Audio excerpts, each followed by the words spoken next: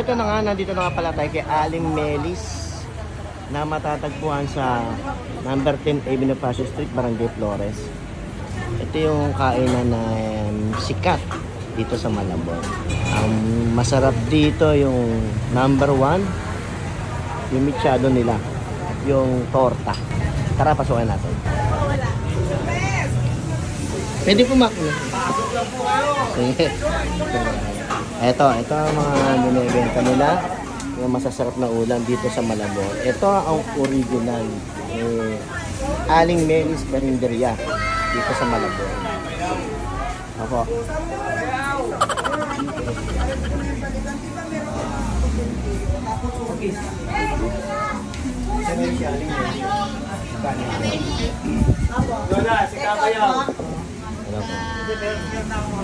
Magandang tanghali po na Nanay Meli. Kabayo po. Ay, mablog ko lang po yung ano niya. Mablog niya lang daw na Swerte natin at nakita natin si Nanay Meli. Nanay Meli, kailangan po lang kayo nag-start dito ng kainan niyo po. Nag-start po. Gusto mo nag-start kung ano? 1966. Grabe naman pala. So kayo talaga po ang nagluluto ng araw po. no. Hanggang sa hanggang ngayon talaga. Makamajagpag talaga yung mga tinda nyo at talagang dinadayo po ano. Napanood ko nga po si Marvin Agustin at pinuntahan po kayo, di ba? At napakaganda niya doon ay. Napakaganda niya doon. Ayan. Bali nag-o-open sila ng Monday to Monday, wala mong sara. wala kayo sara kahit linggo.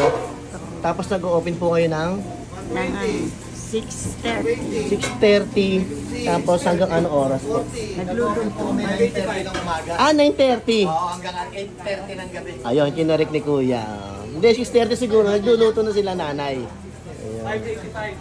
Umaga kami nagluluto. Dahil Pero ang number 1 po talaga, Nay, na pinipilahan sa inyo, yung yung torta. torta, Masyado. mechado, Reta. caldereta. Pero mechado nyo talaga ang the best dito, no? At hindi pwede hindi ko kilala dito sa Malabon. Nanay Meli. Or Aling Melis Carinderia. Ngayon nga pati inchik na pupunta dito. Pati yung mga incheck po, nagugustuhan nila yung luto nyo. Salamat po, Nay. So yan, ang mga mabibili nyo dito. Nakakasigurado kayo laging bago yan. Ito, titikman ko na to. Akin na po yan. Ito yung tortang alimasan. Tsaka yung the best sa kanila yung mechado. Tikman na natin. Naka-vlog ka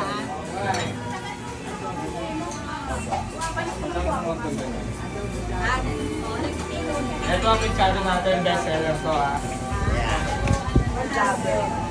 Siguradong mapapadoble ka sa kain mo.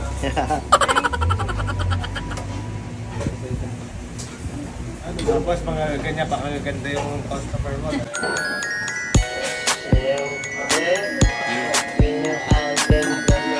May stewardess talaga. Sa yung torta. Akin torta.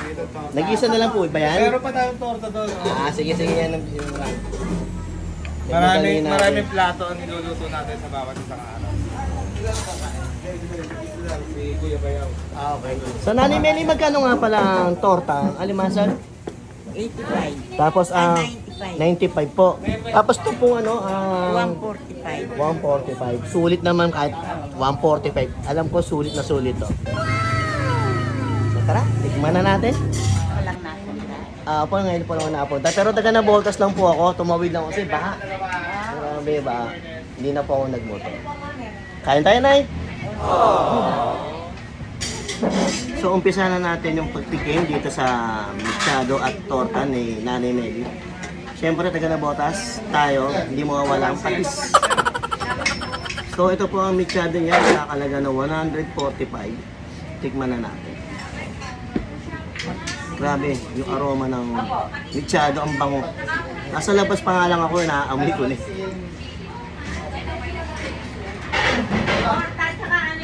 Tingnan natin ang kasamang kanin at konting patis.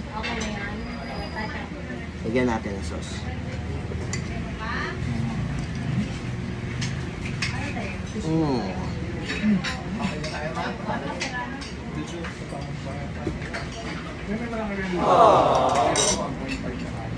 Grabe. Napaka-powerful ng lasa niya. Nandun na lahat. Alat, sabon, ginamnam, at yung fairness, ang lambot ng baka niya.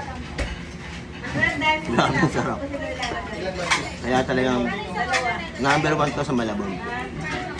Ang mitsado.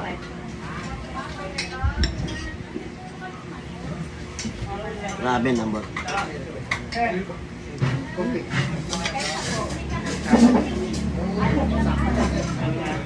So, tikman natin ngayon yung tortang alimasag niya. Lagyan natin ng ketchup. Nagkakahalaga po ng 45 pesos to. Ay, sorry, 95 pesos. Tortang alimasag.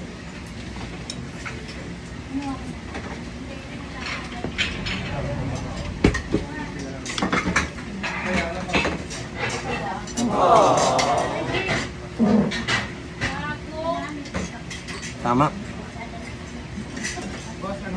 Malalasa mo talaga yung sariwa yung ginamit na alimasag dito hindi siya yung parang process.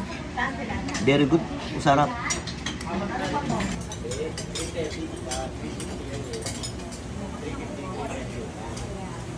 Meron pang...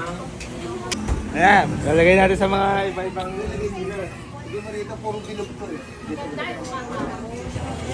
Sabayaw. Kabayaw! Salamat po. Thank you, sir. Thank you po. Thank you po. Thank you. Kahit tinatabla ng gamit na sir.